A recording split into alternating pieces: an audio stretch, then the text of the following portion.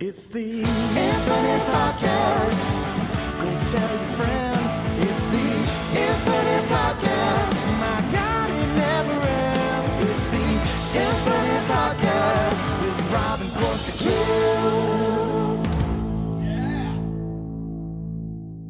Hello, everybody, and welcome back to another episode of the Project Infinite Podcast, the podcast covering the infinite and ever-expanding multiverse of fandom. For movies, comics, TV shows, video games, we got you covered. I'm Rob. I'm here, as always, with Court.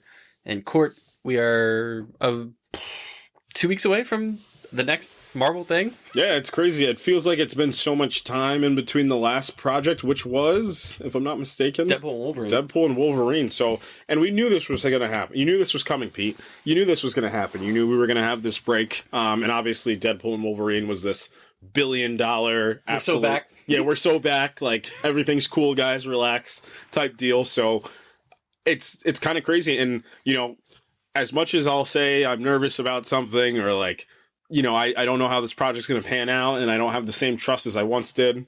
It's still the MCU at the end of the day. It's still Marvel Studios and like and funny enough, the thing that did it for me to kind of get me back into like my old school Marvel brain was the interview, the Fandango interview that the director Anthony Mackie and Danny Ramirez had. It was really good. It was a really good interview. And you can tell that, and you made this point, they're having fun. Like, this movie feels like they had a lot of fun. I do think that they probably had an original script and, like, the original idea, like, the straight out of Endgame, so probably, like, 2019, 2020. They probably were, I guarantee you, they were kicking around the ideas of what we've been seeing in the MCU. A lot of those ideas got kicked around. And after Falcon and the Winter Soldier, I think they always knew they were going to do Cap 4 as well. I think that was probably always locked in because they were like, we committed to the television show probably before Endgame, and they just obviously didn't tell Anthony Mackie or anybody like that. But I think what the idea was hey, we're going to do Cap 4. That's a franchise that still plays. We're going to put Anthony Mackie in the suit. We're going to follow the comics, which is awesome. But it looks like they're having fun. It looks like they're into the project. They probably retooled the whole script that they had. They probably had to 180 it a bit. I guarantee you that I don't think Red Hulk probably was in the script originally. I feel like I can confidently kind of predict that on my own end and for my own headcanon to be like, he wasn't in this originally.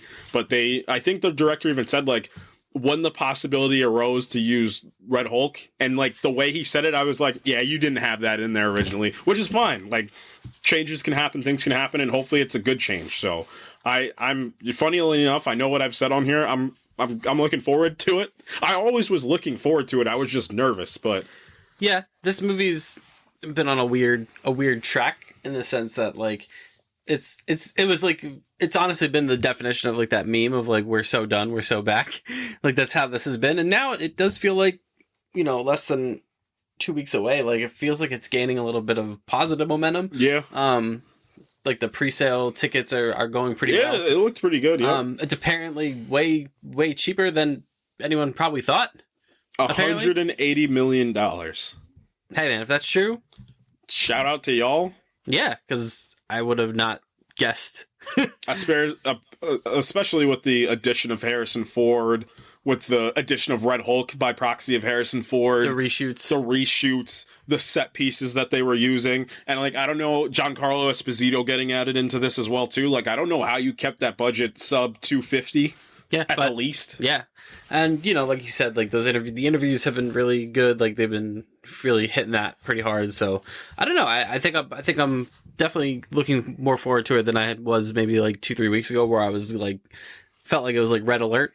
Mm-hmm. But now I think I'm looking a little bit more forward to it. Yeah. And it's the whole point. At the end of the day, don't take what anybody says. Don't take what maybe listen to us, but don't even take what we say. Like, just go watch the movie, go with some friends, go with some loved ones, have a good time, go by yourself, get the Captain America popcorn bucket. This isn't an AMC or Cinemark ad, but just go get the popcorn bucket. Don't get the popcorn bucket. Just go in, have a good time. And, you know, at the end of the day, like, enjoy it. You know what I mean? It's the Star Wars theory. You don't have to ridicule everything that happens. Just enjoy that you actually do have it. Yeah. Yeah, for sure. Because there's a time where we didn't. Right. So in the spirit of that, in the spirit of a little bit of news that we have a little bit later, we're just gonna have a little pitch meeting for Marvel specifically. We're gonna bring a TV show idea and a movie idea and just hash it out and talk about it and see if our ideas work. If we actually deserve to get paid for this. To our right, to my right, Rob's left right now, you can see Kevin Feige sitting here. We picked a council of pitch meeting people to be here for some reason. Council of Kangs? The Council of Kangs. Nope. The Council of Pitch Meetings. So Kevin Feige's here, obviously. Aman Vellani's here. Clark Gregg from Agents of S.H.I.E.L.D. is here for some odd reason. Samuel L. Jackson's obviously here. He has to be, yeah. And the guy that played Jasper Sitwell, for some reason, is here. So these are the people that are going to approve or deny our ideas, our pitches. Yeah. So we're practicing for the future when me and Rob get handed the keys to the castle. Right. Yeah, of course. And then I get the cap. It's all about who gets the hat in the end. Yeah, it's like getting the Captain America shield. Whoever gets that is the rightful owner of Marvel Studios. Yeah. So we'll do that. But first, we do have some news. And of course, whenever we get casting for a Christopher Nolan movie, that has to go straight to the top of the news. And the cast for the Odyssey keeps coming. And Jon Bernthal has been added to the cast of the Odyssey, which is an interesting choice. It's not interesting. It's freaking awesome. It's one of those castings where it's like, I think about it this way. I'm gonna kind of think sports for a second. It's like when a player gets added to a team and you're like, wait, this is gonna be amazing. I've always wanted this player to play for this team. Like Jon Bernthal's playing on Christopher Nolan's team. Like, he's gonna bring his play style to this team. He's gonna be able to be with these teammates on this team. Like, I feel like it's kind of a really cool. It's one of those things because what do you think when you think Jon Bernthal? I think rugged. I think very stoic to a degree. Stoic, but also explosive.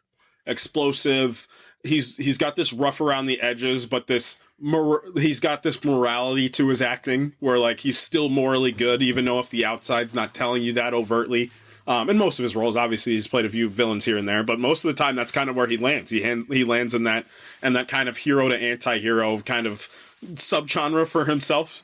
So I'm super excited. I mean, it's the type of ferocity that he brings to his acting that I'm super keen to see with Christopher Nolan and kind of see. I'm like, I want to see Jon Bernthal on like that big grandiose IMAX scale. Just the way that he kind of accentuates his acting. I think that's like a match made in heaven. Like, I don't know why that one really got me excited. Like, the cast list for this was already nuts, and to add Jon Bernthal on, and he can be in the role for 5 minutes like that, but just the fact that he's there, the fact that he's going to bring his supreme talent into this is amazing. Yeah, I agree. It's a great look for Jon Bernthal, and this just keeps with the track of like what Christopher Nolan has done historically, and especially with Oppenheimer, where he just kind of like, he's just like collecting actors that he enjoys. And it's probably like, I've always wanted this person to be in this movie, and Christopher Nolan's like a cinephile, but I love the way that Christopher Nolan approaches it, because he's like, yeah, I watched the Fast and Furious movies. He's like, he's not one of these directors to be like, I'll never watch that thing because it's low. No. Watch everything. Have fun. It's all right. It's okay. Yeah. So I'm glad that he's kind of like, I don't even want to say like broadening his horizons. Like, Jon Bernthal's like an awarded actor, but I just think it's cool that that's somebody that he's got in his sandbox now. Yeah, I think it's awesome. And yeah, this movie obviously is taking shape, and as we continue to talk about it and continue to learn more about it, I'm sure it's going to be really, really good. Speaking of movies that we think are going to be really, really good, we got a new trailer for the Ryan Coogler directed vampire historical fiction movie Sinners, starring Michael B. Jordan, Delroy Lindo, Haley Steinfeld. This one, we got a lot more plot than we got in the first original trailer, and you get to see kind of what the deal is here, and just basically, the trailer kind of reveals that this idea that music is a driving force of what opens the gateway between the natural and the supernatural. And I think that's super, super cool. I love that idea. And I don't want to even I don't even want to kind of go this route to talk about it because I really want to stay Michael B. Jordan. And it's absolutely insane that this trailer came out because I was on the phone with somebody talking about Ryan Coogler and just his body of work and how incredible he is. But what I'm really excited about is it's kind of this broadening of the horizon. It's not only of horror, and obviously at some point we'll talk Oscar nominations, but obviously The Substance was nominated for Best Picture. That's a horror movie in the Best Picture category. That's like, I feel like 2017 with Get Out and Hereditary was kind of the opening of the veil of what's possible. So now we're in 2025 and, you know, you're getting movies like Sinners, but it's the people that are directing these movies. So I feel a lot of influence from Jordan Peele from here, but I know it's not the fact that Jordan Peele is the end-all be-all of horror or black horror or anything like that. It's just like he's done so much for the genre in the last couple of years. Just overall, all the things that I said before are correct, but still overall how much he's done for just the horror genre in general. It's the fact that more directors are going to feel comfortable dipping into that genre. Like, I will not be surprised if Christopher Nolan dips into horror. Like, if some of these bigger directors dip into horror, like, it won't confuse me anymore. So this trailer looks incredible. I know Christopher Nolan kind of talked about, you know, he gave him some advice on the 65 millimeter prints and, you know, how to film with these big IMAX cameras. Like, this movie's got everything in its corner. It looks phenomenal. The cast list is phenomenal. The concept, just to get back to your point, that's why I kind of came up with the Peelisms, for lack of a better term. Like, that is very something, and it's probably going to play into bigger themes that will be dissected for years to come. But, you know, you're talking about a 40-year-old absolute phenom of a director. Like, yep. I can't overstate in the director shelf life. Like, he's still young, and he's still so young in this. Yep. He's so young in this, and you're telling me Fruitvale Station, Creed 1, Fruitvale Station, Creed 1, Black Panther 2, Sinners are your first 5 films. Like, some people would die to have one of those films under their belt, and he has 5 of those before he's 40, or while he's 40 years old. Is just absolute absurdity, and hats off to somebody that's that respected in the industry at that age. Yep, the guy's he's already achieved this kind of like bulletproof status as a director. We've talked about him so much on here, and just, you know, being just blown away by the quality and the versatility that he possesses as a filmmaker. I mean, to your point, like those 3 movies, you know, considering Black Panther to be like a franchise, you know, on its own, like one project essentially. So Black Panther, Fruitvale Station, Creed, those are all very different movies, with, you know, very different expectations, very different kind of tethers to them. That's a good word to use, is the expectation that surrounds them. To continue. Yeah, and just to be able to, the quality of those 3 films on their own merits. Well, 4 films, like I said, but the Black Panther films, but just the quality that he's been able to pump out and the performances that he gets out of his actors. I'm going to go further with that. Not only the performance he gets out of his actors, but the performance he gets out of his crew is truthfully something. And the one you can get it from the most, in my opinion, always will be, it's from Creed 1. You can tell really, like, how did this, because Creed 1 comes out in 14?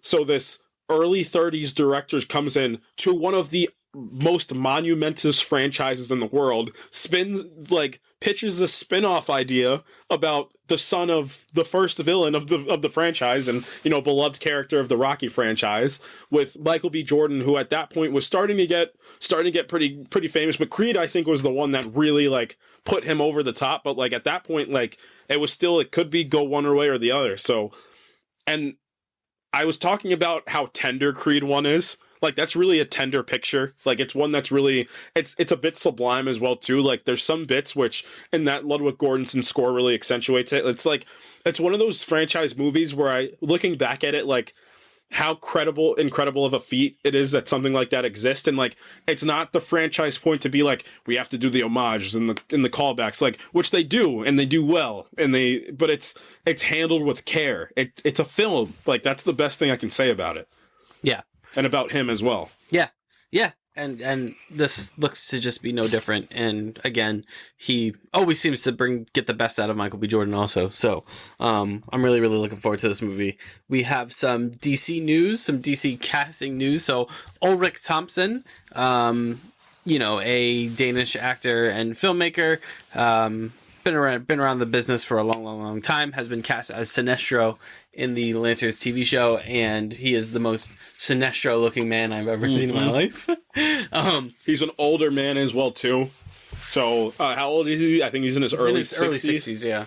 And I can't stress this enough, and I don't know why it's really just, like, itching the correct part of my brain, but, like, I love this. I don't know why I love the approach of this show. I think it's because you usually don't see that. You don't see an approach where to, like, take the prime hero and, like, hey, why don't we just make them a little older and, like, give the story of where it's at in the universe? Because I'm telling you, Hal Jordan's not going to be the main Green Lantern of that year. It's going to be John Stewart. You already know what he's doing. He's making the Justice League Unlimited lineup. He's already got Superman, Batman's plan. He's going to get Wonder Woman in there at some point.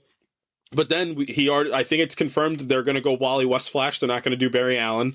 You're doing John Stewart Green Lantern, which were the ones I grew up with. Like the first Green Lantern and first Flash I knew were John Stewart and Wally West respectively. Hawkgirl's already in Superman. Like you have that team. Like you can throw Martian Manhunter in there. I think that's awesome. Conversely, like the Legion of Doom is starting to kind of form like subconsciously because Grodd was already teased in Creature Commandos, which is canon. We have Lex Luthor running around already, and you have Sinestro cast, so I think that's pretty cool. So I'm super excited. Like you said, that's the most Sinestro looking man that there could have been. I think that's amazing. And this show, like I know the showrunner just talked about it when they got pitched the idea for the show. What did she say? That was the best script that she'd ever read in her life. Yeah. That the camera tests are starting today, if I'm not mistaken. They're doing the camera tests today. We're probably going to start seeing some set things sooner rather than later, some suits, things like that. But I was kicking through, obviously, the biggest thing from this is the Jeff Johns Green Lantern run, which is the single greatest Green Lantern run.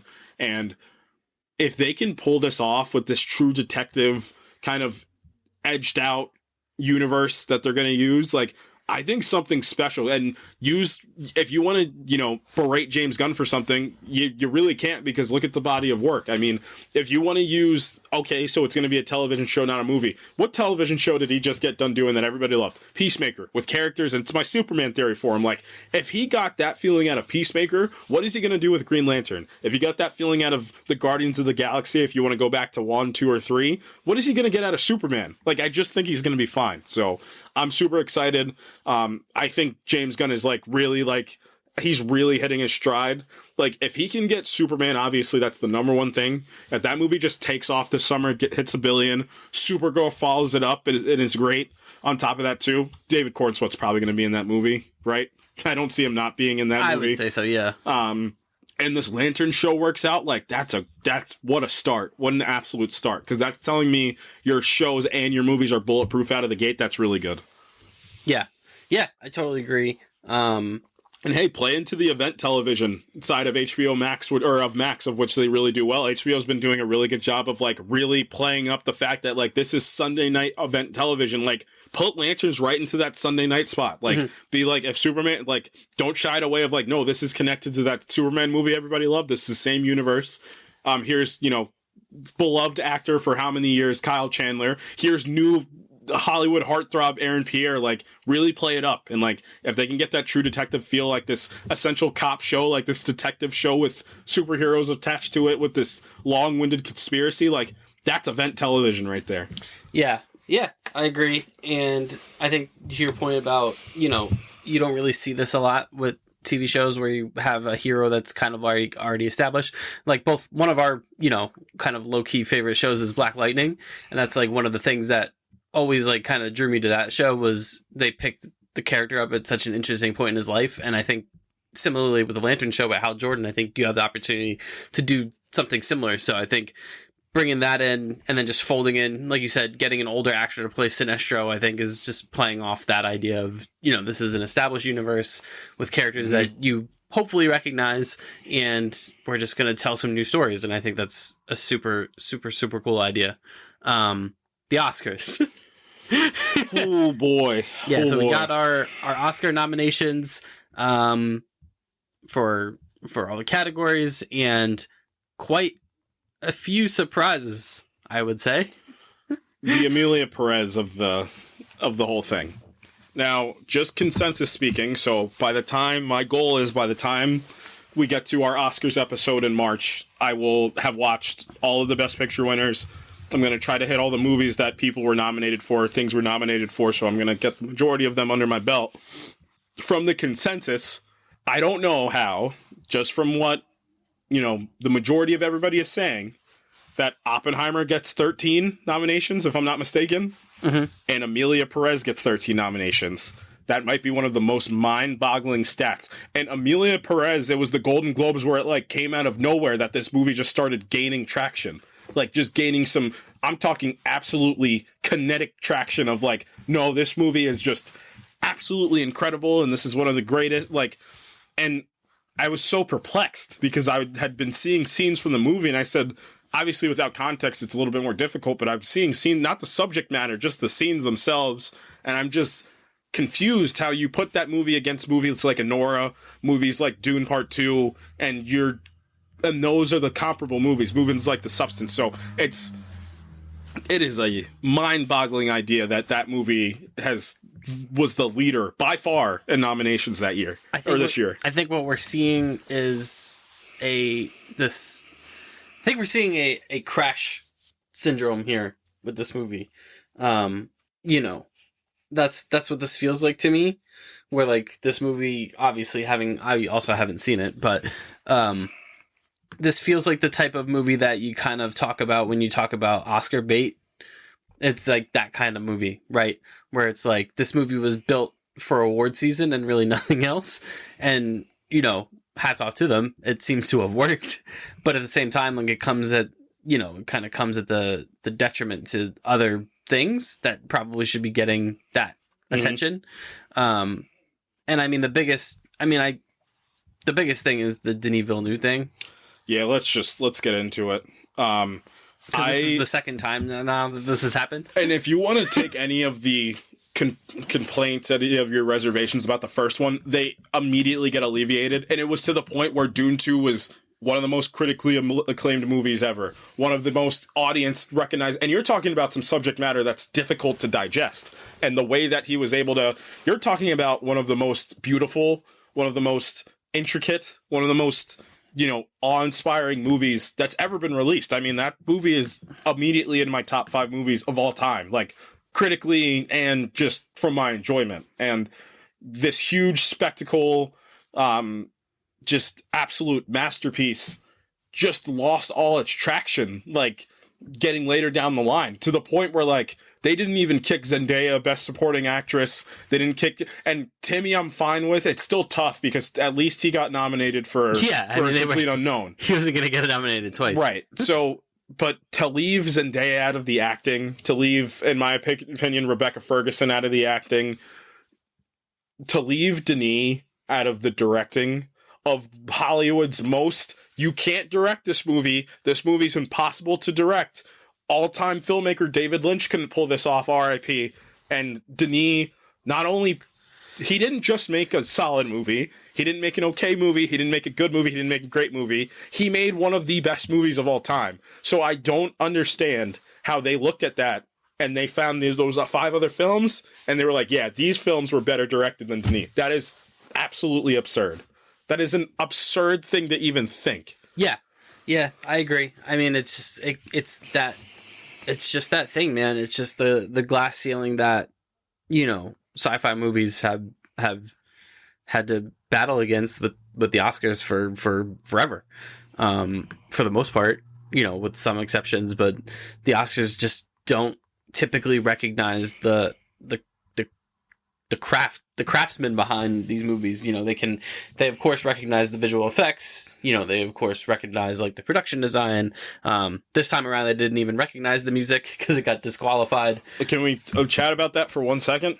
Yeah. Again, absurd. I didn't know we were dealing with percentages of scores used, because I remember before the movie came out, he released the 2 pieces. Yeah. And I was just floored by the first one where Chani and Paul are they go into where Chani finds Paul in the desert, and they it's basically them falling in love. That's what that score piece is. And You're talking about just absolute consummate beauty, the innovation of this score. It's the single most innovative film score of all time. Probably this and Tenet's score, just the way that they're built into the film itself. He was making instruments that didn't exist. Like, I don't know what screams best original score. So that's just, well, it's really like it's really kind of smack in the face. Like, you think you get somewhere with movies like The Substance getting nominated for Best Picture and like horror's taking a beat, but then like I feel like sci-fi still gets associated with the superhero stuff, so it's still the Sigma. So they were like, no, we can't. So I don't understand. But then you watch a movie like Emilia Perez, and you're like, yeah, this is the one. Yeah, it's really, really strange to me. And like like you said, I thought at some point you would. I mean, if Dune can't break that, like that sci-fi kind of glass ceiling stigma, I don't know what possibly could. Like, just in the future. I mean, we're going to do this again in a few years when the third one comes out. Like, is he going to get snubbed again? Like, a third time?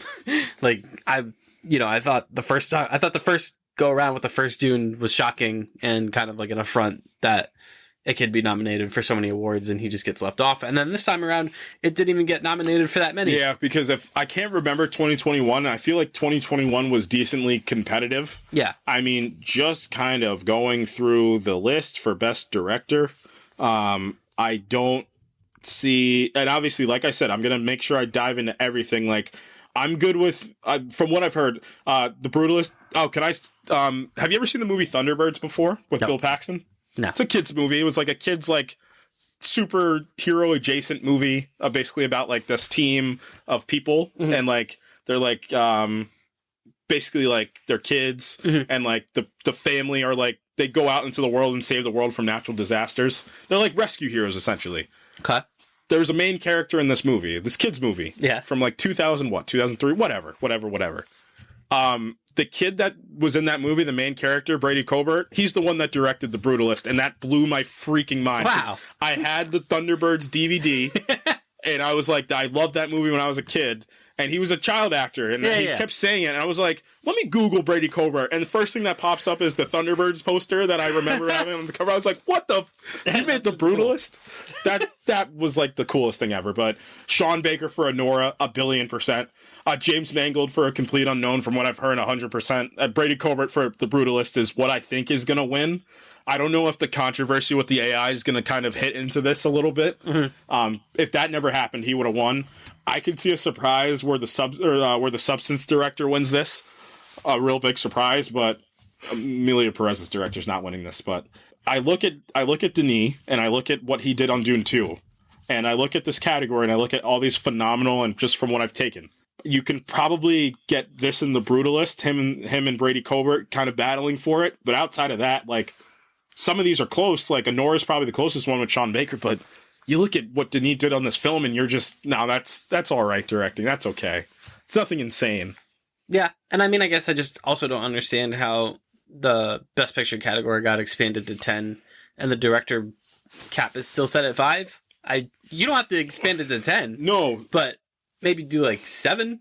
I don't know if I feel like they always deal with the 5-10, like, or no, you can do 6. I can't remember how it works, but I think it's either 5 and then the best picture is always 10. So the directing would expand. Yeah. I don't understand why you wouldn't. And I'm fine with because there's the big argument is like, hey, like, are you allowed to be the best director and not get in the category for best picture? Which that way should work. That makes sense. Like, if you're on the best category, that should like fast track you to getting in the best picture. But it shouldn't be the other way around. Your best pictures don't need to necessarily have the best director. Sure. That makes a lot of sense. Because a lot goes into making a great movie. I just don't know how they looked at Dune 2 and were like, yeah, it's cool. Versus like the beginning of the year, it was the film. Like, that was the film of the year. Yeah, and it checked all the boxes, man. Like, it checked the critical box, it checked the box office box. It checked that. It checked every box that you could want a successful movie to check, and it just feels like it got kind of, snubbed, for lack of a better word. But also, I think ultimately, I mean, this Oscars, once the awards are given, could, we'll see what happens with the Best Actor thing. But this feels like the Timothée Chalamet kind of crowning. This might be the one. I mean, your biggest contention, and again, like this is the thing I really don't love, because this whole AI thing with the Brutalist kind of like came through as like this like late round knockdown punch, because the Brutalist kind of had all the momentum going in. Like people were calling this like this absolutely massive epic and like this filmmaking achievement that we've never seen before for all intents and purposes. Like I've been scrolling through Twitter, like seeing just like a whole bunch of the Twitter accounts reviews, and people are like just mind blown and stunned by this film and this original idea. But the fact that something like that came through out of nowhere and kind of was like, well, people were like, well, AI's bad, so now this movie sucks. I'm like, whoa, wait, just slow down a little bit. This is still an absolute achievement in filmmaking. Like, that's never going to change. So, Adrian Brody might be... it's either going to be Timmy or Adrian Brody. I think those are kind of your two. Mm-hmm. Any other categories you want to talk about? I mean, we could talk about Best Supporting Actor, just because I think we both kind of had an idea that this is where Denzel could have snuck in there for Gladiator, and he didn't. Yeah, and I'm kind of a little bit, I'm not like perplexed, but I'm like, who's in this supporting who's in the supporting for the actors? So it's Guy Pearce for the Brutalist. Mm-hmm. It's Yuri Borisov for Anora. A lot of people were a little bit shocked by that one. Ed Norton for Complete Unknown, Kieran Culkin for Real Pain, and Jeremy Strong. He and Sebastian Stan both got acting nods for The Apprentice. Well, so what I'll kind of think about is this, like, we're in the social media age, we're in the modern age, like, the same thing for the Brutalist with the AI. Like, a random thing will pop out about something about the movie that might not even have anything to do with the movie. In the Brutalist case, it does. In some other movies, it doesn't. But that will just change the way that people see the movie. Yeah. That's just how human beings are wired and built. No matter what the movie would do, no matter how incredible, masterpiece, whatever you want to call a movie, like, these random things will just come and derail everything that's happening. So I think for Denzel, that might have happened a little bit from the whole overarching of Gladiator 2, because it was this franchise piece, because it was supposed to be built off the back of something, and like the critical acclaim was like, it was good, you know what I mean, like it was solid, but it wasn't like monumental, like, and it didn't live up to, quote unquote, didn't live up to the first one. That was the biggest hurt he got out of that too. So and I think the converse, like Anora blew up. Anora absolutely skyrocketed, blew up. So Yuri gets this nomination, and people are like, he was cool in the movie. I just don't know if he is the best. It's my Jamie Lee Curtis theory. Mm-hmm. That I don't know how you have a year with Angela Bassett acting like that, and Jamie Lee Curtis was the one that you chose, but Everything Everywhere All at Once was the movie of that year. Yeah. So I do think that one's an easy one. It's going to be Kieran Culkin. I'm going to watch A Real Pain tonight, but from what I've heard, from the clips I've seen, like, he's incredible. He just looks like this is going to be an absolutely heartbreaking, hilarious performance, and I can't wait for it. I love Jesse Eisenberg, the fact that he's directing too. It's like one of those things, same thing for Michael B. Jordan. This might have been what you were always supposed to do. Yeah. Yeah, you could always tell with Jesse Eisenberg too that he's got a different mind. Him, Bill Hader, we know what you've done. I grew up watching you, but like, this is your calling. This is your true calling. Yeah. You got any other Oscar thoughts before we move on? No, I mean, I say I love when I do that. I'm like, no, but here's a rant. I mean, just looking at the landscape of the best pictures, like, obviously there's one that's standing out very much, and it's the one that somehow just found a way to possibly could win, you know what I mean, with Emilia Perez, but I actually wasn't mortified with the best picture category, and usually there's been years where I'm like, this is just awful. I didn't think it was horrible. Like, I'm happy for a film like The Substance. I'm happy for Sean Baker with Anora. Dune 2 at least got the justice for knowing that's one of the greatest pictures of all time. Like, that's not a horrible landscape. I've heard phenomenal things about The Nickel Boys. I'm really keen to check that one out too. Mm-hmm. So the landscape looks really good. Obviously we talked lead role, cinematography. At least Dune 2's here. I can see a world where the Brutalist comes in and sweeps it, but I just don't think you can usurp Greg Fraser. He's the Roger Deakins of our time, and will be for years and years to come. Yeah, it's gonna be interesting, especially once it happens and all the fallout and what happens with the movie that got nominated for 13 Oscars, and see what the fallout of that is. How about this? I'll watch Emilia Perez by the next episode, and I will give you an end of episode review. Oh, because I have to see what happened in between like.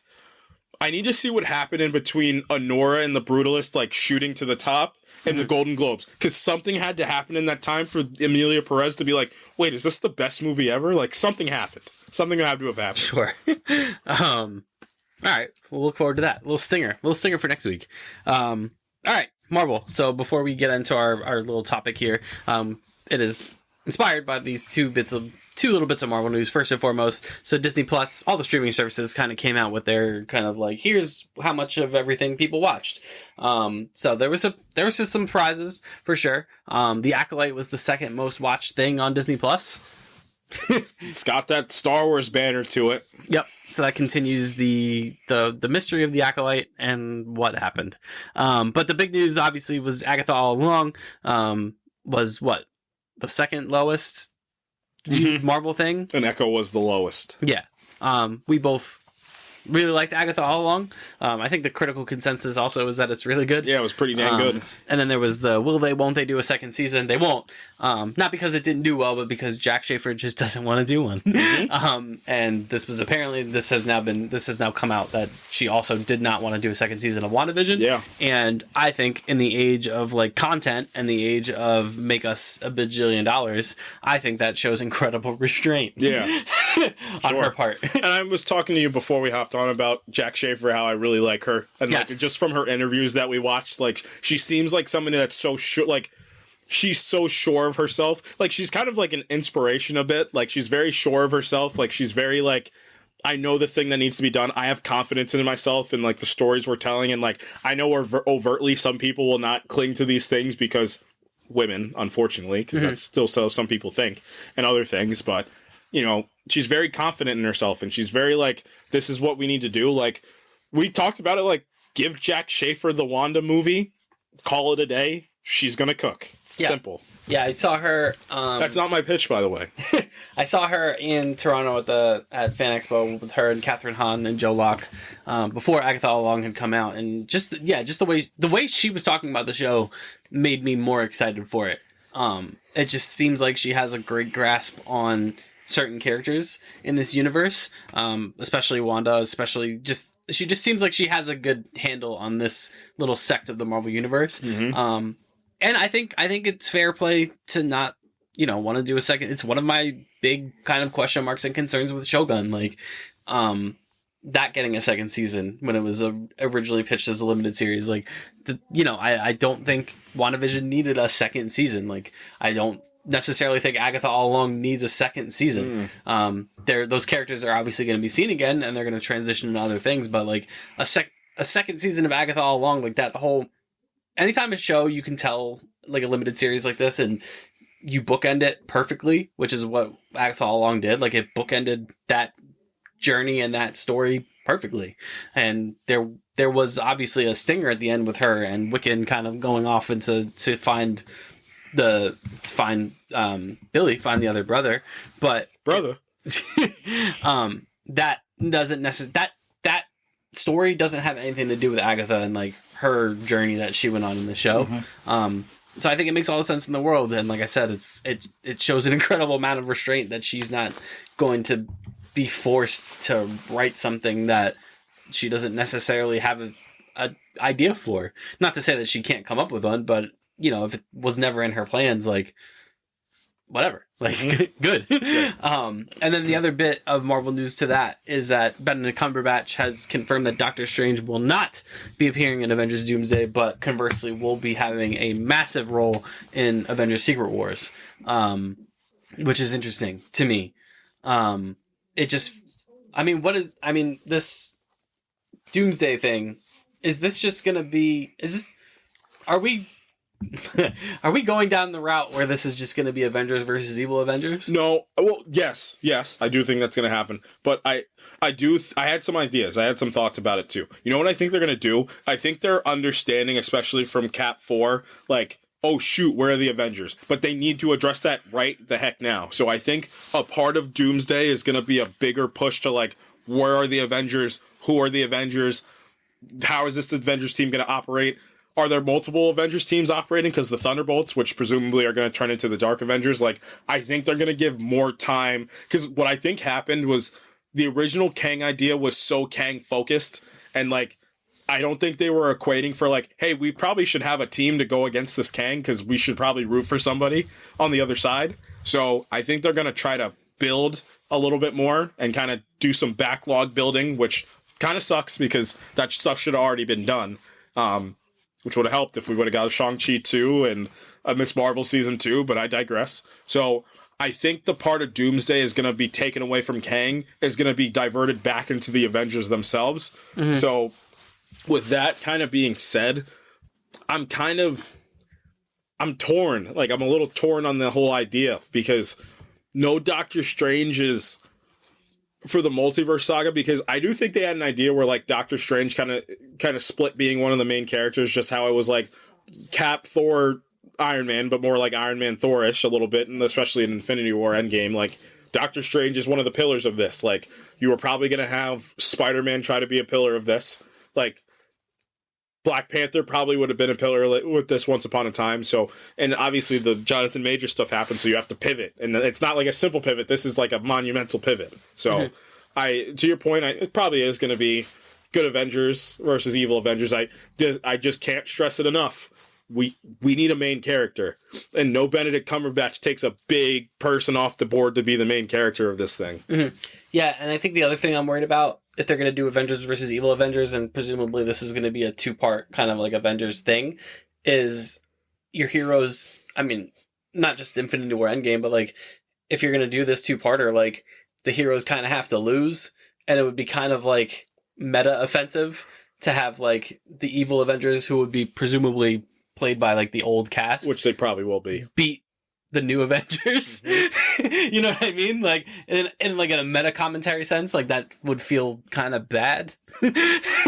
Like, to be like, look how great the old cast were. They just literally beat the new cast. And it doesn't do it. And it's something we've talked about for years now. It does nothing. And again, it does nothing to help this new phase of heroes that you're supposed to get. Right. Like, this movie's supposed to come out next year. Like, I know. That's that's zero time. Like, and now, like I said, you took Doctor Strange off the list. That's a big person to take off this list. Like, again, and it's probably the same thing that I talk about, you know, who are the gosh darn Avengers right now? Like, who are the Avengers? Like, you were calling this movie Avengers Doomsday. Like, we got the Doomsday part. Who are the goddamn Avengers? Like, who are they? I mean, maybe we find out. Which, in a few months. To my point about Cap 4, I think we're going to probably start to do some lifting in Cap 4 with a post-credit scene. You spin the Age of Ultron post-credit scene, and you have it be like, Sam's now there, and Sam's there with, and it's probably going to be like, Joaquin's going to be there. Captain Marvel, I'm presuming. You bring Brie Larson, because from the Shang-Chi post-credit scene, like, and to your point last week, like, Simu Liu, get him in there. Iman Vellani, put her on that team. Like, she's probably going to split with the Young Avengers, but man, this Kang thing really threw everything off, because you know what I thought they were going to do? I thought one of the things they were going to do is like Thunderbolts, Avengers, Young Avengers, and like the world's like, well, who are the Avengers? We have 3 sets of Avengers. Like, who are the true Avengers? And like, Sam's got to be like, we're all Avengers. Like, we don't have any split. Like, everybody's an Avenger. Like, it would have been cool. Like, you have the Young Avengers being like, no, we're credible. Like, we got this. And like, the Kang tie would be Nathaniel Richards joining that team. And then you have the main Avengers, and like, their tie would be like, it's the fact that they're the Avengers, they're the world's Avengers. Then you have the Thunderbolts being like, no, the government wants this Avengers team to go fight. Like, yeah. I mean, I think it's just, I mean, we're going to see, but it's like one of those things where like, to your point, like, where are the Avengers? We don't even know, you know, going way to the Wayback Machine, you know, in 2008, like, we knew who the Avengers were before we even saw them. You know, we knew it was Iron Man, Captain America, Thor, the Hulk, and then, you know, Hawkeye and Black Widow kind of snuck in the back door. But now it feels like every Avenger is sneaking in the back door. It's not, yeah, it's just the approach. And like, we don't know who's who's leading this thing or these things. Yeah, and again, like is it supposed to be Spider-Man? Is it supposed to be Captain Marvel? Is it supposed to be Doctor Strange? But it can't be Doctor Strange because he's not going to be in the next Avengers movie. It can't be Black Panther. Is it Captain America? Like we don't know who's on the team. That's a problem. We don't know who's on the team, and we don't know who's playing. That's such a detrimental problem to go into a movie where like people are already longing for the old Marvel. So you're gonna put the old characters back in this movie. So to be like, people are gonna root for them. Like they're gonna. That's not necessarily what you want. It's a cool villain problem. Yeah, like, you're like, they're the actors and the characters that like we want to root for. Like I don't. Maybe we'll find out in the Fantastic Four what Doctor Doom's deal is. Yeah, I didn't even think about that part of it too. Like the Fantastic Four are a big piece of this, man. Like that's a big thing to kind of think about. Like how are they going to kind of round out this entire thing? I didn't even kind of equate for that as well too. But like I'm just talking, and I think we're both kind of talking mainline Avengers, like the main 616 Avengers. Like how does Thor fit into it? Like, yeah, what's his deal? Like, is he what's his deal? Like, and I talked about it when we talked Endgame once upon a time. Like, I like this idea that like Thor's just out there. Like, 2 of your OG Avengers are still out there. Technically 3. Like, they're still out there, kind of like, hey, if you need me, call. Like, that's how the Avengers comics work. Like, if people die, like some of the old ones still keep going. Like, they're still on the team. Like, I think that would be cool. Like, obviously, you're gonna get Jeremy Renner. You're gonna get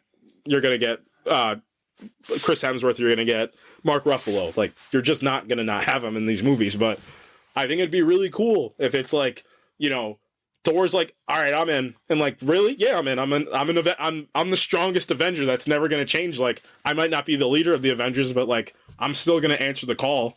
Yeah. Yeah.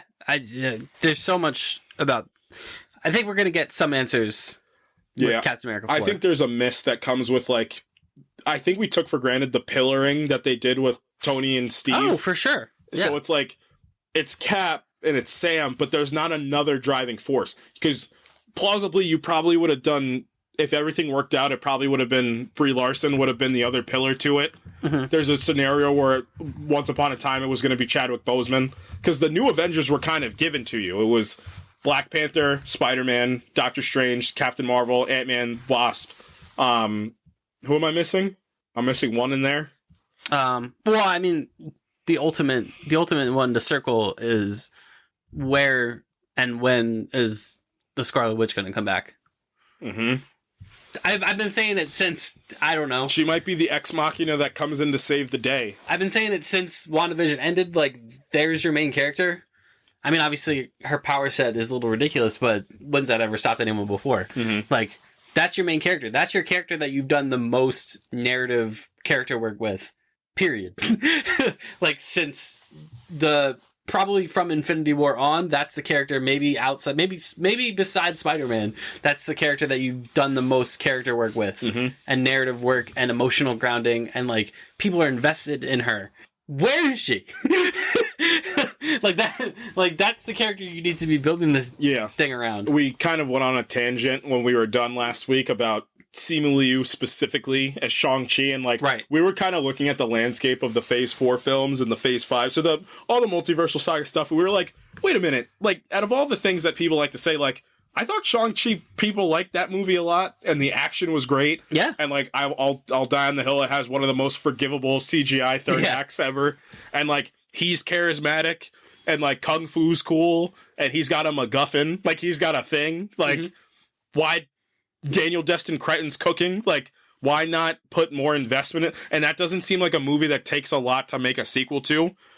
And now we're in the age where you're getting your Defenders back in there. I'll always harp on this. Like, you get Finn Jones back, and you do the War of the or you do the Battle of the Seven Cities, and, like, you have, Kunlun into the mix, and, like, it's a team up movie between the two of them. Like, it feels like there's just something, even without that, there's something more for Shang-Chi. And then they had the audacity to do the 10 Rings post-credit scene and make it the biggest deal. And he hasn't been seen for 3 years. Like, I don't understand. Yeah. Yeah, it's kind of wild, man. And I don't think it's going to continue. I don't think it's going to get less wild. So that's that. Yeah, let's talk shop. I guess. So our proviso is we're going to pitch one TV show, limited series, whatever you want to say, and then a movie, right? Cool. You talk first? I talk first? Yeah, why don't you start with your television? We'll end with the movies because people love the pictures. So we'll start with the shows. I do, in true Marvel fashion, I do have some synergy between my TV show and my movie. Okay. My TV show, if you've heard me talk on this podcast about characters that I really wanted to see back, and have not yet, I am throwing out there a revival, a continuation, Daredevil Born Again-esque of Cloak and Dagger. I love it. I'm bringing... Is Marvel Rivals inspired? I just have fond memories of that show and the types of themes that it dove into. I love the kind of warping of the... top billing. I'm keeping Aubrey Joseph and Olivia Holt. They're both still, they actually fit kind of perfect, like into like a continuation of Cloak and Dagger, where they're both a little older. They're adults now, yeah. They're more adult. And I loved, my biggest compliment for that show was the twisting of the backstories. Instead of making Ty the kid from the broken home, yada yada yada, it was inversed, where Ty was the one that came from the privileged home and Tandy was the one that came from the idea that, typically in the comics, Cloak is darkness, Dagger is light, but in the show it was inversed, where she was kind of battling the demons, and despite their power set, he was the light, she was the darkness, and then they come into... obviously they have, I love the second season. So my TV show pitch would be a Cloak and Dagger kind of Daredevil Born Again continuation, where they go up against Roxxon properly. Obviously Roxxon responsible for their powers and the reason that they are who they are. And then, they probably like 8 to 10 episodes of them. They're already Cloak and Dagger. They're in New York. Because that's kind of where the show left off, was they kind of were going on a journey, to be heroes. And they're Cloak and Dagger, they're in New York, they're doing things, they uncover the Roxxon conspiracy, maybe a little bit of Kingpin involved there. Okay. Yeah, yes. That would be amazing. Give them a good, broader villain. It would help him and help them, I think, too. Yeah. Mix a little bit of Kingpin in there, and you just... you take these two really charming leads and just have them do what they did best in the original show. As for who I would want to show run it, oh man, there's a lot of choices I could go. Who would I want to show run? Who I'd probably want to do it? I'm trying to think of the names. The two that directed the pilot and finale of Ms. Marvel. That would be cool. Yep. Because they're two director, a director tandem that has a handle on, and you're gonna see this when I get to my movie pitch. Understanding that type of dynamic, and I think they understood the young adult dynamic of Ms. Marvel, and I think that would just segue wonderfully into a little bit more of a mature, next step is on Cloak and Dagger. I mean, Olivia Holt is 27. Aubrey Joseph is, I believe, also 27. I think they're both they're in their mid-20s, so I think it'd just be perfect. And Marvel, the MCU specifically, Ms. Marvel aside, and, Kate Bishop kind of, sort of, but Kate was dealing with a lot of adults in Hawkeye, so it wasn't really a young adult theme type of deal, whereas Ms. Marvel definitely was, and Cloak and Dagger definitely was at the time, and I think you get them in there to direct 8 to 10 episodes, and then we will see where that bleeds into with the movie that I'm kicking around. my movie idea, we'll see. I love it. I think that was phenomenal. I think Cloak and Dagger is characters that still have so much more to be explored because they don't have any time to stop exploring because they were so young. Like, I want to see more of that. That show brings potential for crossover, but not even if it doesn't, like, that story run right with the right writers, right showrunners, like, that might just be one of the, it's like an Agatha situation where it's just like this, you know, a solid, like just a very well written television show that has clear direction and clear purpose. Yeah, and it's one of those things, like I said, like Daredevil Born Again kind of inspired, like, here they are, boom, they're like we spent, you know, season 1 of Cloak and Dagger spends a lot of time with them coming to grips with their powers, and then season 2 is when they really start mixing it up, and then they don't really hit the, you know, ironically, the time they hit their stride as Cloak and Dagger, it's in that Runaways crossover. It is, because that's like the most primed version of them that we've gotten up to. It's pretty cool because like the Runaways are like, we don't know what we're doing. Like, our powers are all kind of like we don't really know what we're doing. And then Cloak and Dagger show up and they're like, oh, these two, they're actual, like, they're heroes. Like, they have like this unspoken bond. Like, they have this chemistry together, and you're like, wow, like, there's you guys are a real deal. So I think, like, to further expand upon that and then give them kind of like, you know, a villain in, not, you know, like I said, Fisk wouldn't necessarily be the villain, but he would be the backdrop of like, oh man, more freaking heroes. Vigilantes. These ones are magic, but not. There's like science magic, which like I said, will bleed into my movie concept. So yeah, Cloak and Dagger. I'm championing the return of Cloak and Dagger. Someone's bound to listen. It's bound to happen. And if we're in the business of bringing actors back, I think Olivia Holt and Aubrey Joseph play those characters brilliantly. So I'm on board. Outstanding. I'm having a tough time picking which one I want to go with because I have several written down. I'm trying to pick which one for my television show. I'm gonna this one's difficult because I don't know if this one plays better as a film or as a television show, but I just think it's a Marvel story that needs to be told for a couple different reasons, and I think you can tackle a lot of themes with it, but in the way that you were never expecting to. Silver Surfer's always been one of my favorite characters. And what Donny Cates did with Silver Surfer Black leading into kind of him taking over the Thor title after that is just nothing short of magic. I love these little, like, they're not necessarily, because he canonized the Silver Surfer Black, but at the time it was coming out, and I remember I got it, and I was so blown away. The art's not immediately the art that I love out of the comics. Like, I'm really like a photorealistic, so like guys like Gary Frank, obviously Alex Ross, like, and Alex Ross never usually does his own, like, he never usually like dips into full comics. He'll usually do covers, but like I'm really big into like the photorealism from like comic art. I feel like it like kind of grounds it for me. The art is not that in Silver Surfer Black. That tells you how incredible this story is. So I'm gonna pitch this as this like kind of like sub-variant feel, not the subject matter, just the feel of kind of like, it's got a little sprinkle of how Loki made you feel, but like with this like interstellar film type of feel to it.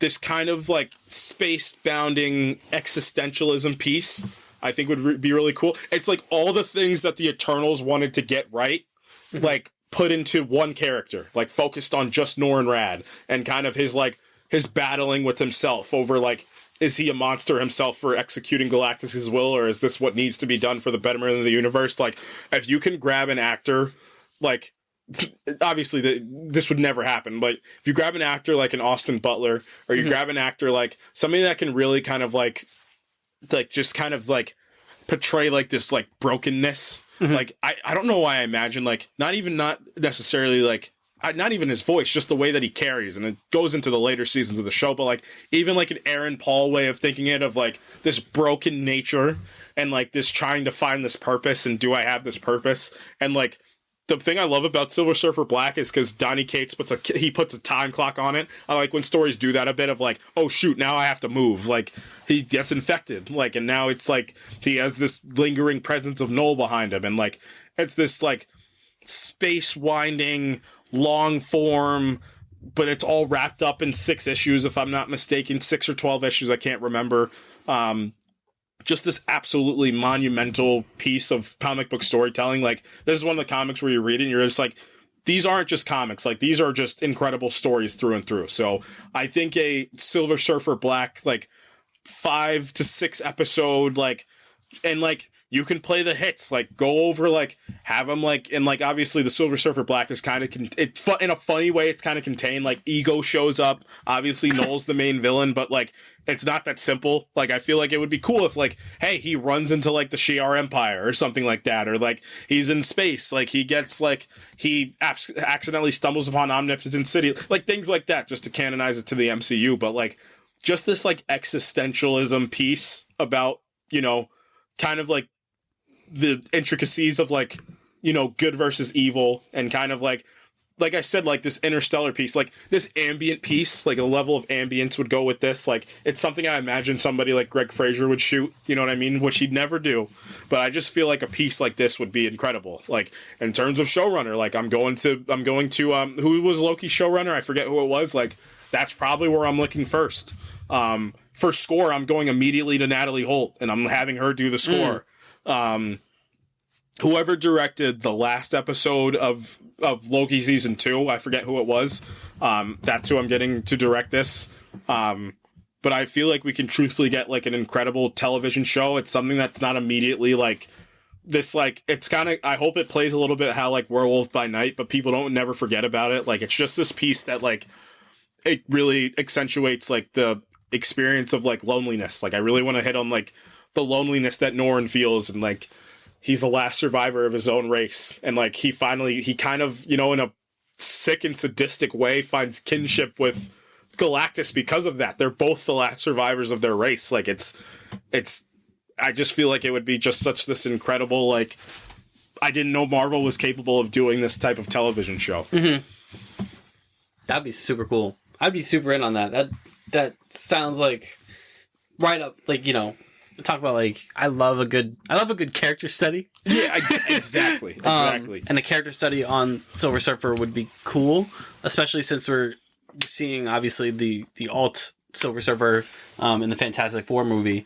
So to kind of like I think that fits perfectly, like synergy wise too, with like the MCU. Like, you know, you saw this Silver Surfer like in the Fantastic Four movie, but now we're gonna do like a mini. It's like you're already familiar with the concept of the Silver Surfer, and now we're gonna introduce Norrin Rad proper in this little like self-isolation, almost like one-man show, and you can type thing. And you can approach Galactus because, you know, you talk about, I think it's Silver Surfer Requiem. I think it came out in the late 90s. I don't know if it was Neil Gaiman or who wrote it. I don't think it was Mark Waid. I'm gonna look it up real quick because that story is also the same thing. The art as well too is just absolutely incredible. But it's like it was J. Michael Straczynski that wrote it. But it was like, again, it's like this existentialist, like this study of Norrin Rad, and I just think he's one of the more, if not most interesting characters out of comics. Like he's this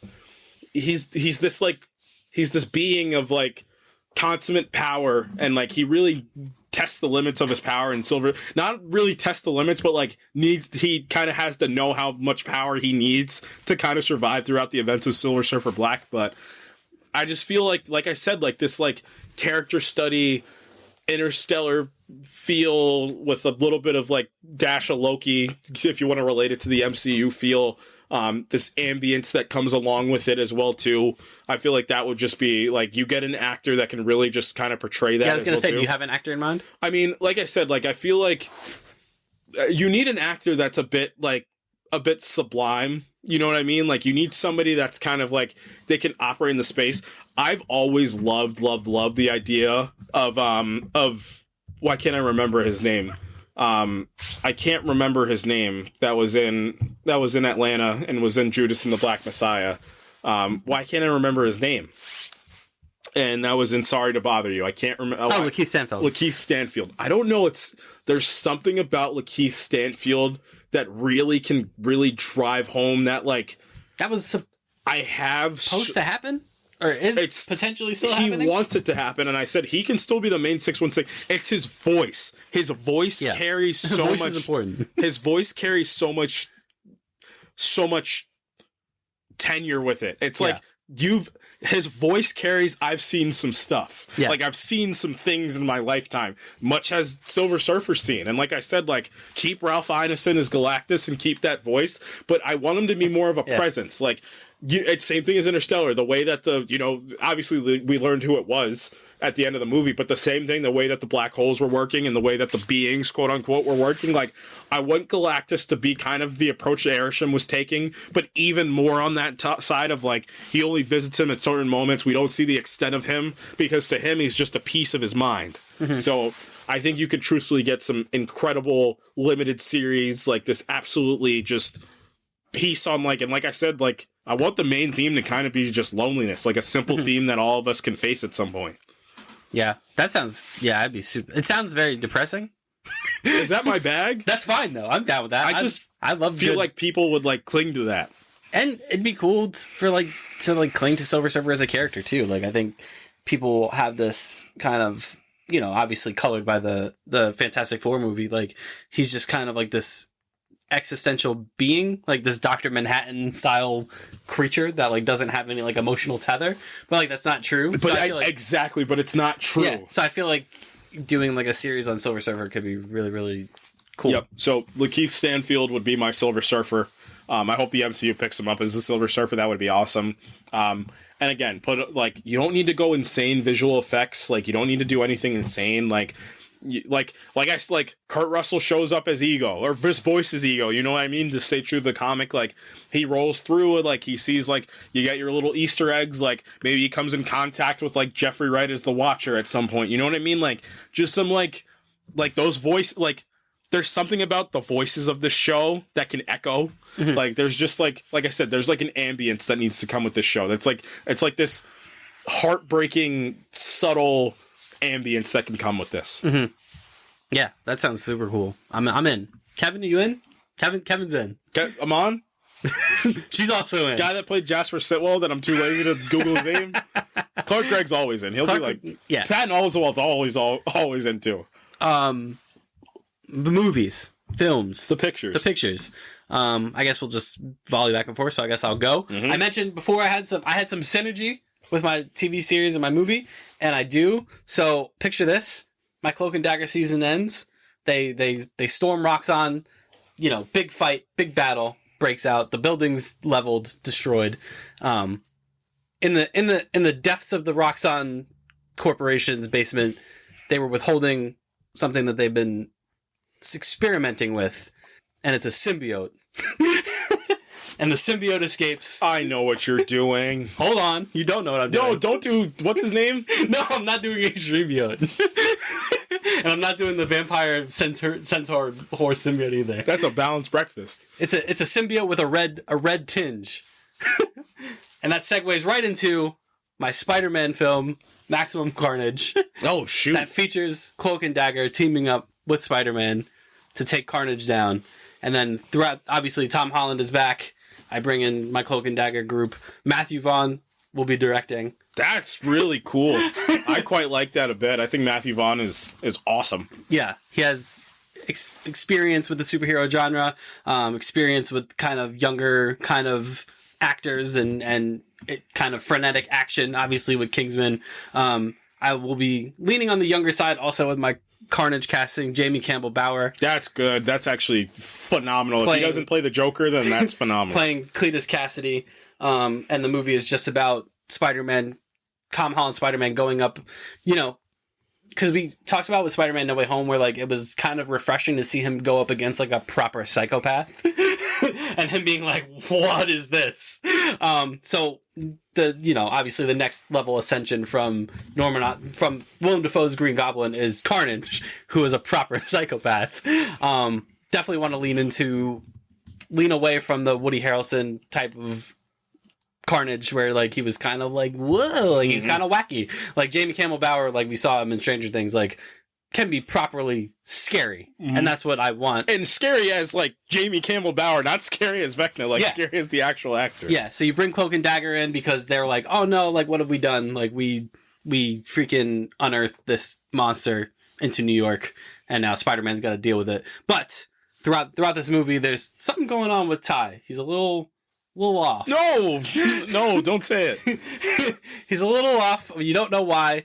And then you get to the end of the movie and you realize that Ty has been being manipulated by the spawn of Mephisto, Nightmare. And that will segue, will propel what I love about... Yeah, see? What I love about Cloak and Dagger is you can just bounce them around. Like they're messing with Spider-Man for a little bit. Now you get to the end and that will propel Cloak and Dagger into the future. Not to the actual future, but the future of their little Cloak and Dagger franchise, where they will then next be seen teaming up with Doctor Strange. I knew it. To cure Ty from whatever machinations of Mephisto is infecting his Dark Force dimension, and that's for another podcast episode. Holy crap! Maybe we need to part 2 this. All the pitches went great. Marvel's like, hey, bring you guys back. Give us more good ideas. But it just goes to like I said, the versatility of characters like Cloak and Dagger. Like they can just bounce around. They can do the street level stuff. They can do the supernatural stuff. They can do the superheroing stuff. They can do the superheroing stuff. Like, you know, you just keep pinballing them from character to character. Like Tevin, because like obviously, look, I'm not dumb. Cloak and Dagger's not making $1 billion. Put Cloak and Dagger in a Spider-Man movie though, against Carnage. Now we're cooking. And then you sprinkle like I'm kind of like picturing like doing with Cloak and Dagger with like what they should have done with the Hulk, and like sprinkle a little like put the Hulk in this thing, sprinkle a little Hulk lore into your movie, into your Avengers movie. But they stopped doing that. So like I would want that for Cloak and Dagger, and then maybe like you do like a then you just keep pinballing them. Do Doctor Strange, do Mephisto, do Nightmare, and keep it going. I didn't really think about my Nightmare casting. I would probably go with what's his name, who played Ramsay Bolton in Game of Thrones and Maximus in the Inhumans. What the frick is his name? Ewan Rion. Just a pale, creepy looking, proper just villain. Like he's young, like again, staying like on the younger side of actors. Like, ooh, you know who would play a good Nightmare? Jack O'Connell from Challengers. Oh yeah, because he can be like even a little bit of a jerk on top of it too, which I imagine Nightmare is. Yeah. But like we don't see Nightmare like throughout the movie. Like he's and then just kind of like maybe you get to the end of the movie and like Cloak is kind of like really getting consumed, so like Tandy takes him to the Sanctum. Again, that's why I'm envisioning this whole saga taking place in New York, because all the heroes are there now. You know what I mean? I'm building off the fact that all these heroes are there. Wow, you can spin off whatever this Doctor Strange Cloak and Dagger project right into the main movie, movie, which would be the Midnight Suns at that point. Yeah. Barring us getting a Blade movie, barring us getting Black Knight and something. Then they're already in. Like, Tandy brings Ty to the Sanctum, and Doctor Strange is like, Mephisto. Like, I know this mark. It's Mephisto. Come with me, children. Like, and then you get Benedict Cumberbatch palling around with a couple younger actors. And he gets to be like, and then he just gets to be Doctor Strange. Mm-hmm.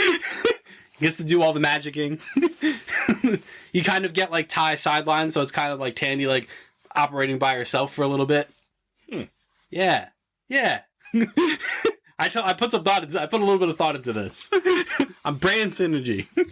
I'm a big brand synergy guy. I like it. And then Spider-Man, just keep Spider-Maning. Like I'm not worried. I'm not involved in the Spider-Man sect of the Marvel universe. That's Sony's bag. I used him to get I used the Spider-Man to destroy the Spider-Man. I used Spider-Man to make Cloak and Dagger more powerful and more profitable. Spider-Man's always going to be profitable. He's fine. He'll be fine. Bring me my money. This is crazy, man. What have you done? And then you get like a cool, like, just think about that third act fight scene. Spider-Man and Cloak and Dagger fighting Carnage. That would probably go insane. Venom comes out to help. He just shows up. Tom Hardy? Why not? Maybe he's like the Ex Machina. He catches Venom's punch before it stabs Spider-Man.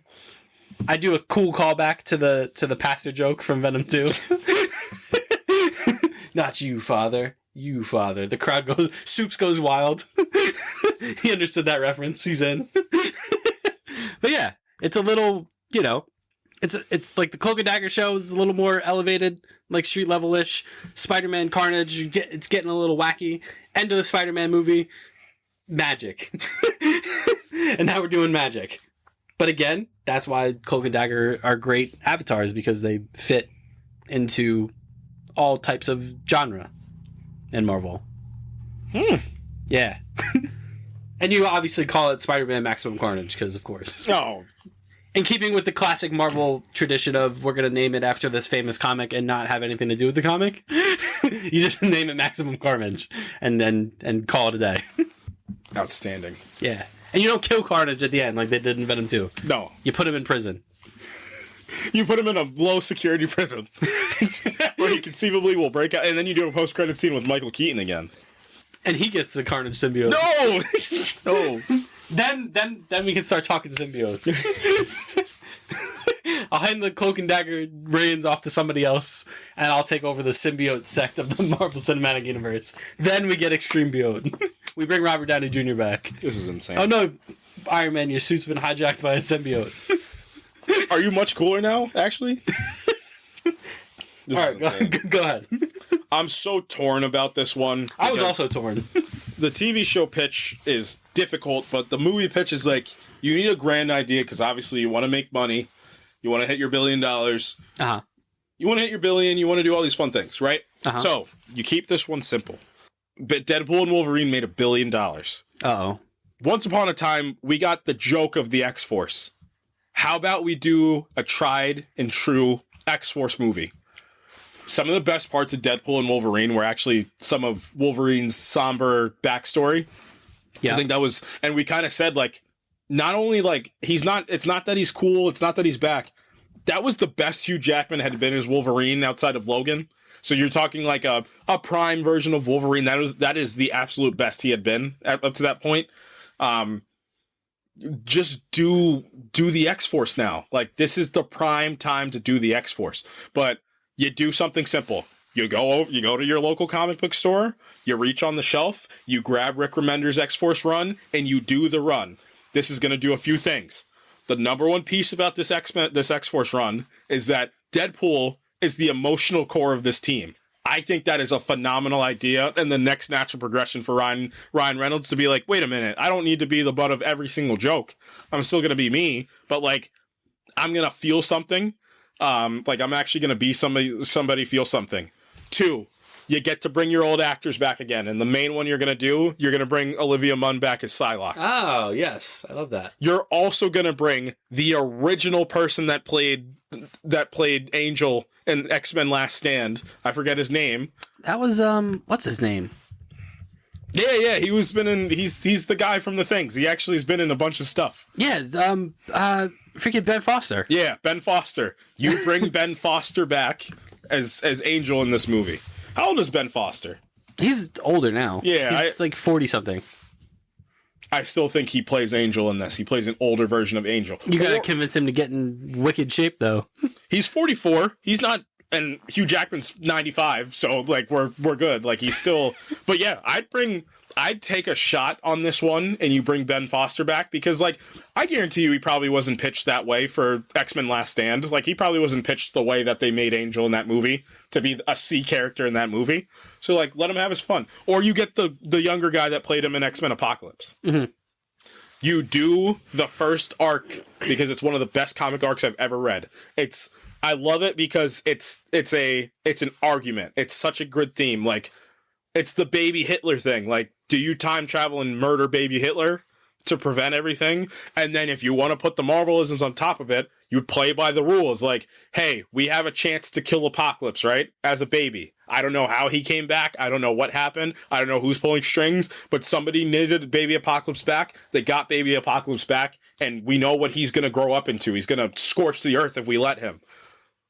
But then Deadpool magically is like, I don't think this is morally okay. This child didn't do anything yet. That child is innocent right now. Obviously Wolverine's like the Deadpool 2 thing. Yes. With Russell. Fire Fist, yeah. Do you treadle the ground? Maybe. But I think you can do this in a way where it's like, you get Apocalypse, and you get a kid actor to play Apocalypse, like, and you do X-Force, but it's not a comedy necessarily this time. Like, it's like an action dramedy this time. And like I said, like, I think I'm bringing David Leitch back, especially with what he's done. I don't know if David Leitch plays too much of having a lot of fun with his movies now, which is great. Obviously, that's an amazing thing. That's not a bad thing. Yeah. Obviously, off the Fall Guy, I'm just thinking action-based based off that opinion. Yep. And his, obviously, like, he's already been in the Deadpool franchise. I think you bring David Leitch back to direct this. But like I said, like, you do heavy hand-to-hand, you have fun, like, don't have to do a billion, like, CGI effects, anything like that, too. Here's your twist. Here's the big thing. The fifth member of this team is Phantom X. No! Phantom X does not take off that mask this whole movie.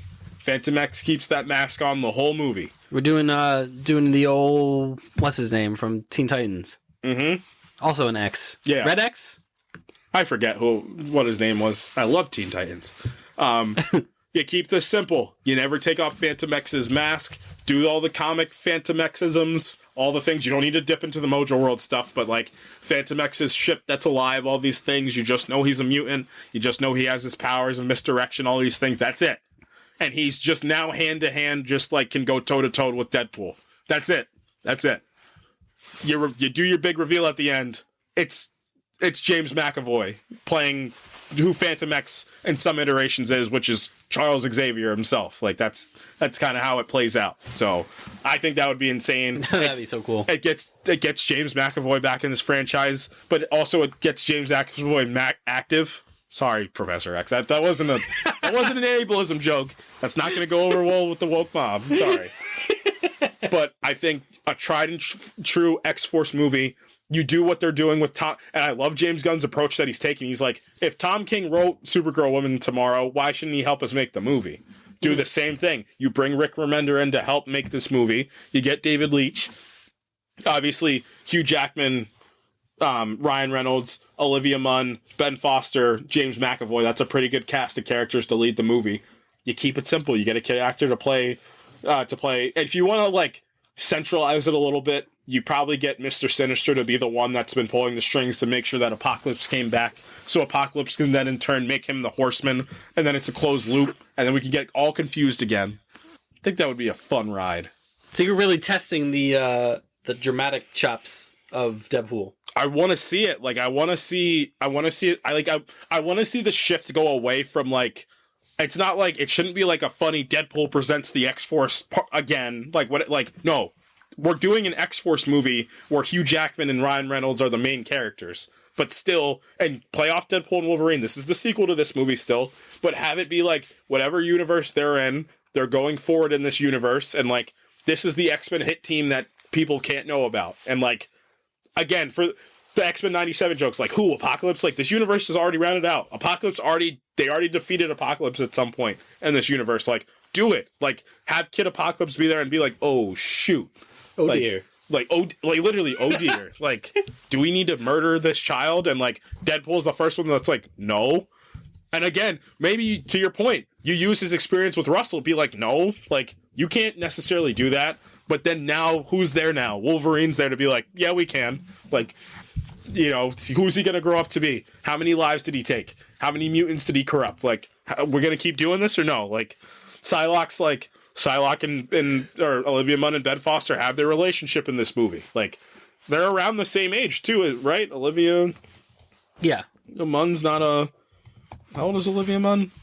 She's 44. They're the exact same age. Perfect. So I feel like that would play really cool. Like, you do it, like I said, like, you literally just the same way James Gunn's taking what Supergirl Woman of Tomorrow, take that first act of Rick Remender's X-Force and you turn that into the movie, and you coattail it off the heels right of Deadpool and Wolverine, but you kind of spin it a little bit more dramatically. Yeah, I really like that. I like that because it also, like, it alleviates, like, Deadpool fatigue of, like, oh, he's just doing this again. Which, I mean, to be fair, like, it's all three of those movies have been wildly successful. But still, like, at the same time, like, you do want, like, let's see what else this character's got. Mm-hmm. Like I said, put him into, like, the main, like, emotional core of this thing. Like, make him like really, really cool. Make him like the actually morally, like, hey, maybe it's not right to murder a child. Maybe that's not overtly the first answer we should have. Yeah. And like, I feel like the James McAvoy reveal would be insane. Like, you can spin it a little bit because I think the comic way is like it's the comic, so it's dumb. It's not dumb, but it's like just convoluted in a way. But like you can simplify it a little bit. Like you can do a clone, you can do alternate, like whatever you choose to do. You know what I mean? But I just feel like it would be a cool, it also cool like sequel. also like invokes like the not Deadpool, the Wolverine Professor X relationship that the movies built up. Mm-hmm. You know, where they were like thicker than thieves, like the two of them. Mm-hmm. And it gets James McAvoy into that piece too, and like it kind of like furthers the Days of Future Past relationship that they had too. I'd really like that. Of like the reveal happens, and then they're like, "What the Charles? Is that you?" Kind of. Oh dear. Oh dear. Get out of here, Beast. They should just put Nicholas Holt's Beast. No, put Kelsey Grammer. Put his Beast in there for no reason. But yeah, Rick Remender's X-Force, the first arc, with the whole apocalypse being back and being like, oh shoot, this can't be good. It's never good when apocalypse is involved. Nice. I can't believe Ben Foster and Olivia Munn are the same age. I know, right? Now this movie needs to get made, right? Like this is a match made in heaven. Yeah, James McAvoy. I mean, I'm holding my theory that I just think keep it simple MCU and just have him and Fassbender be Professor X and Magneto again. Yeah, it's weird. Now they're older. They aged into it. Mm-hmm. Especially Michael Fassbender. They're too young to do those characters now. Nope. It's been 100 years since they've been those characters, so they've actually aged perfectly. Maybe that was the plan all along. And they're both phenomenal. Because Kevin Feige was involved with those X-Men movies, right? The original ones. Okay. So I was gonna say this was the long con by Kevin Feige. He kept those guys on ice until they aged into their roles. Cool, man. So I'll give you an opportunity if you want. You can give me a one shot if you want from one of your ideas that you probably have. You can give me a one shot really quick. Like a special, like the Marvel Presents, like a Werewolf by Night esque type deal. I mean the easiest one, and I almost went full send with it, but it's an idea that me and you have kicked around so many times, and it's the Heroes for Hire thing with Mike Coulter and Finn Jones. Love it.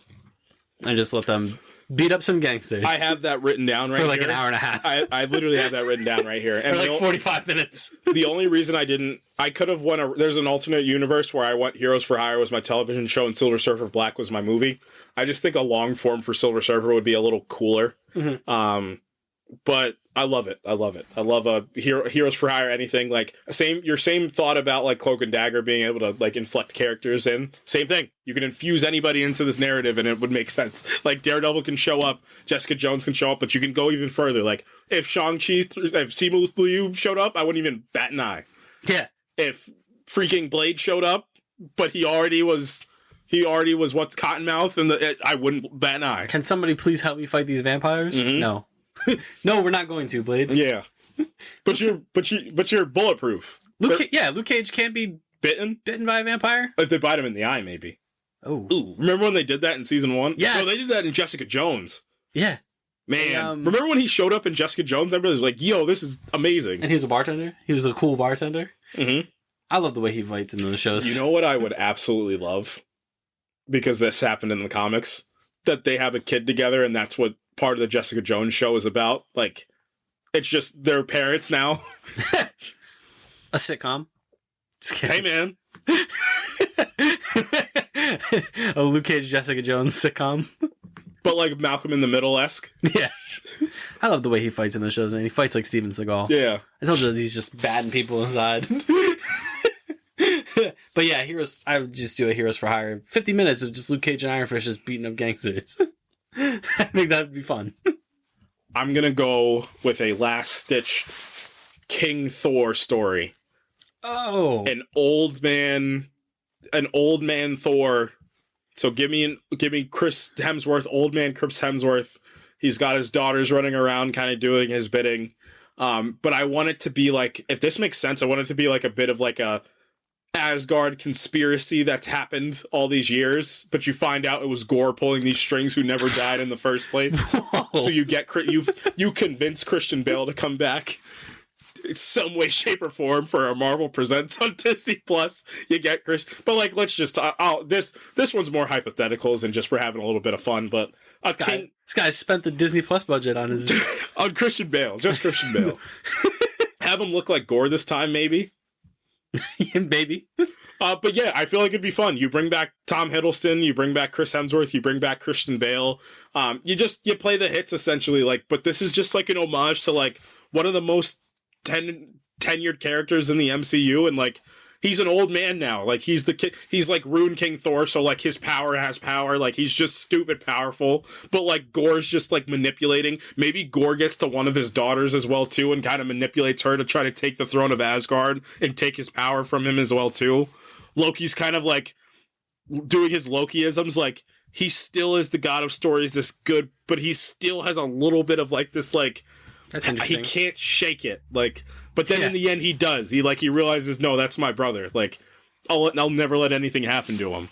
Like, I feel like that would be a fun, like, one shot, like, old man Thor, like a possible future-esque, like, Gore comes back and like at the end Thor like stands up. Obviously he wouldn't have his arm, he'd have like that metal arm, he'd have Stormbreaker, he'd just come up and he'd be like, you must have forgot who I am. Like, I know I'm this old man sitting on this throne, and like if it's been like years for him, how many years has it been in like Earth years? Like we're in the far future. Yeah. Like, for sure.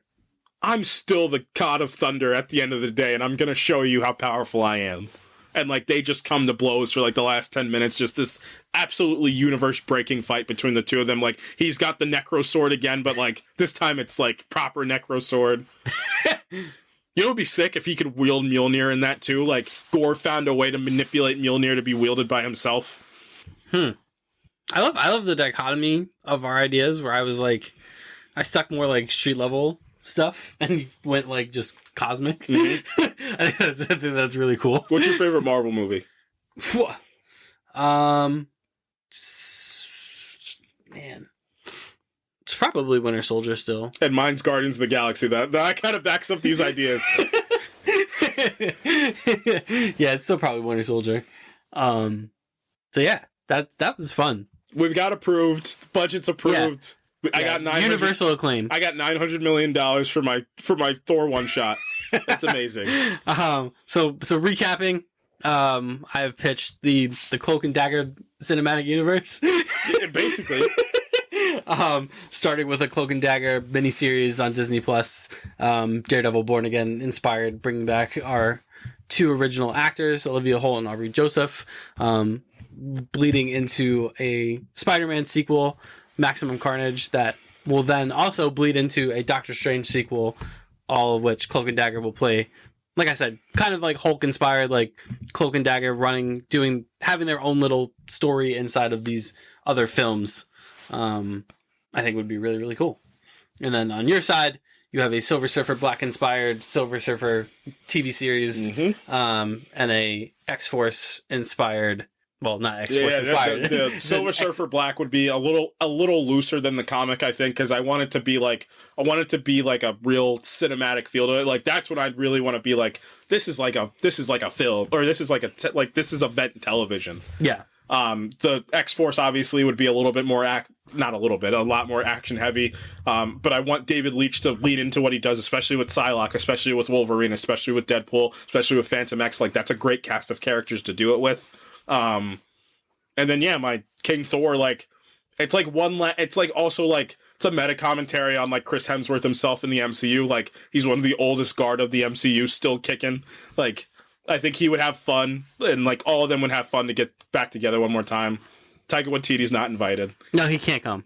Korg's not there. That's not the story we're telling. That's not the story we're telling. We're out. Hercules, like if this Hercules thing works out, like him and Hercules being two god bro best friends that both sit on the thrones of their respective like pantheons, like like obviously Odin and Zeus would be dead by this time, so like Hercules is like, "What's up, bro?" and Thor's like, "What's up, bro?" Remember back then, dude, when we were fighting that one time in Thor 5, directed by George Miller. Remember that? And then I want Heroes for Hire. Obviously, why are we not doing this? I just don't.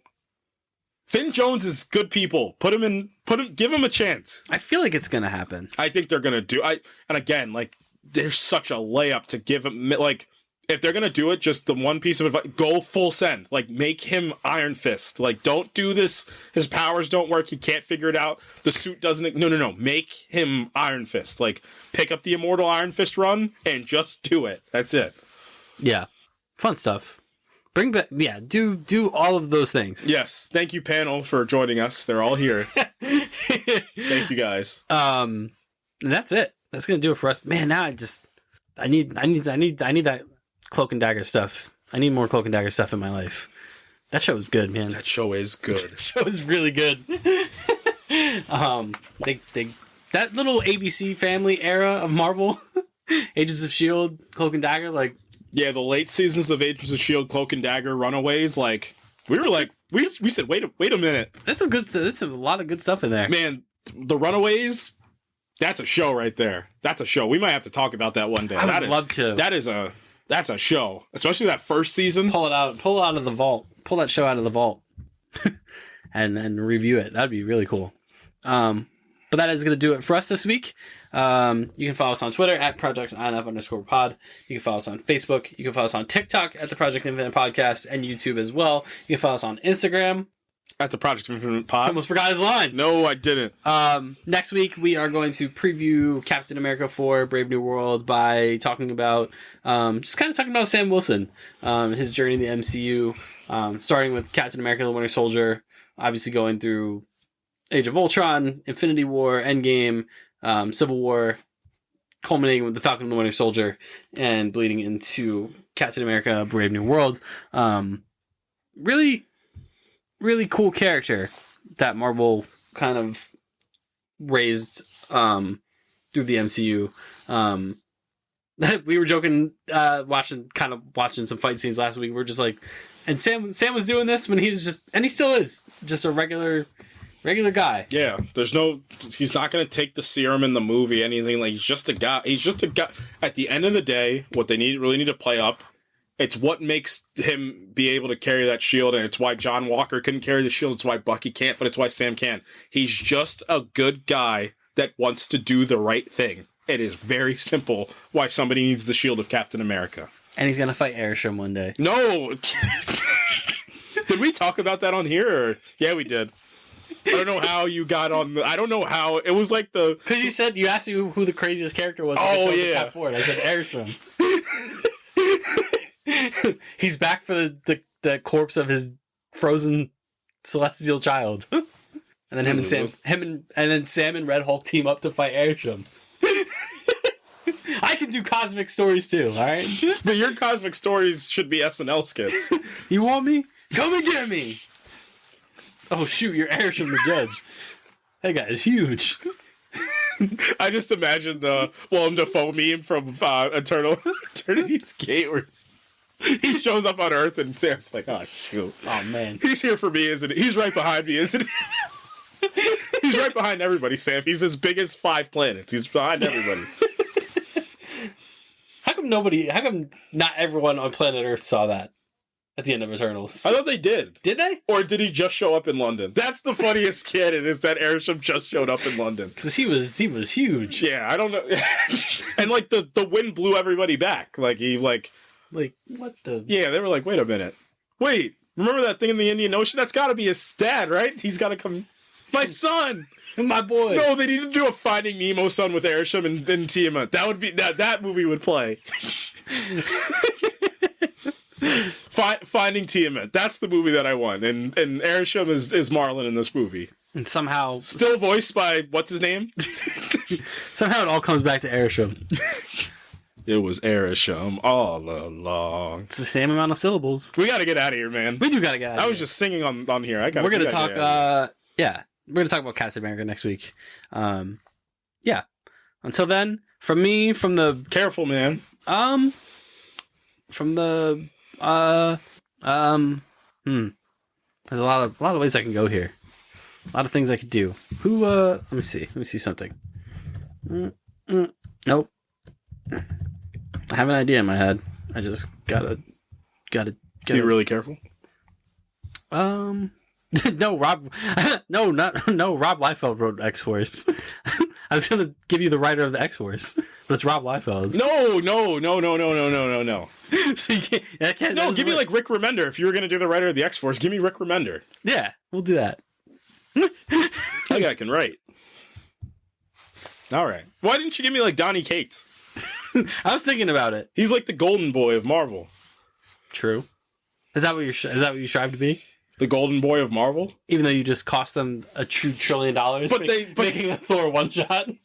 But Christian Bale's back, and he said yes, and he's in full true gore getup. Court 50 people watched your Disney Plus series, your Disney Plus one shot of Thor, and it made negative $2 trillion. Okay.